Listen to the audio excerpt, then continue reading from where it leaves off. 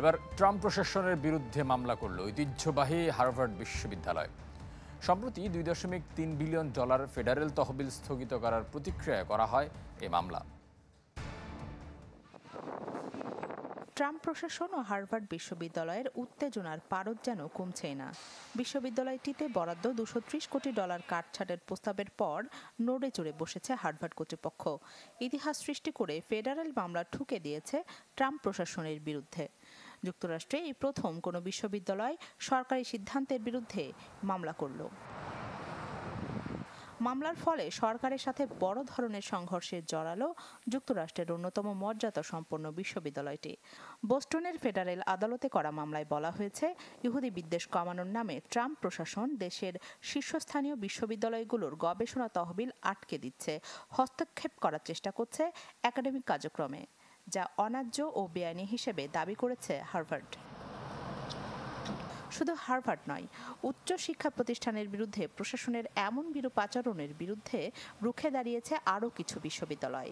এই সংক্রান্ত এক যৌথ বিবৃতি দিয়েছে শতাধিক বিশ্ববিদ্যালয়, যাতে বর্তমান সরকারের নেওয়া পদক্ষেপকে উচ্চশিক্ষা প্রতিষ্ঠানের ওপর কঠোর হস্তক্ষেপ ও রাজনৈতিক প্রভাব হিসেবে অভিহিত করা হয়।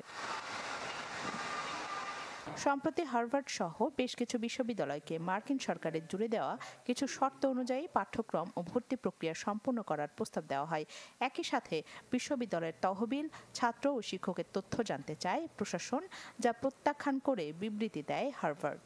এরপর অন্য বিশ্ববিদ্যালয়গুলো পর্যায়ক্রমে প্রশাসনের হঠকারী সিদ্ধান্তের বিরুদ্ধে প্রতিবাদ জানাতে থাকে।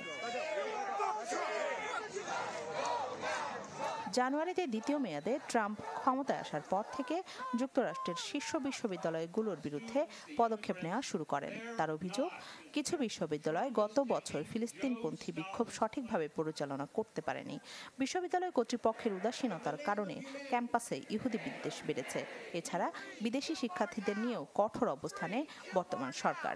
সাম্প্রতিক সপ্তাহগুলোতে যুক্তরাষ্ট্র জুড়ে 1000-এর বেশি বিদেশি শিক্ষার্থীর ভিসা বাতিল করা হয়েছে। অনেকেই পড়েছে নির্বাসন ঝুঁকিতে।